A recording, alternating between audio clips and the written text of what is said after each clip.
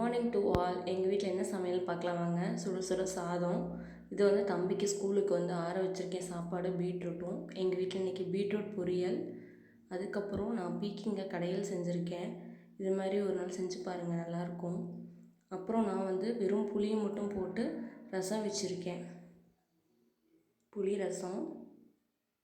அதுக்கப்புறம் இது வந்து சாப்பாடு மீதி இருந்தது, அதை எடுத்து வச்சுருக்கேன். இது வந்து சொரக்காய் பொரியல். இது எங்கள் வீட்டில் எப்பயுமே ரெகுலராக மோர் வந்து நாங்கள் செஞ்சுருவோம். மோரில் வந்து புளிக்காமல் இருக்க நான் கருவேப்பிலை போட்டிருப்பேன்.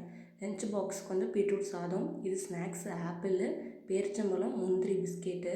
இப்போ தம்பி மறுக்கா பீட்ரூட் சாதம் தான் கேட்டாதனால இப்போ எப்பயுமே 2 வாட்டர் பாட்டில் கொடுத்துருவேன். இதெல்லாமே ரெடி பண்ணியாச்சு. பேக் பண்ணிவிட்டு தம்பிக்கு சாப்பாடு ஊட்ட வேண்டியது தான். அவ்வளோதான். நீங்களும் இதெல்லாம் செஞ்சு பாருங்கள். ரெகுலராக இந்த வீடியோஸ் வேணும் அப்படின்னா சப்ஸ்கிரைப் பண்ணிக்கோங்க. லைக் அண்ட் ஷேர் பண்ணுங்கள். பாய்.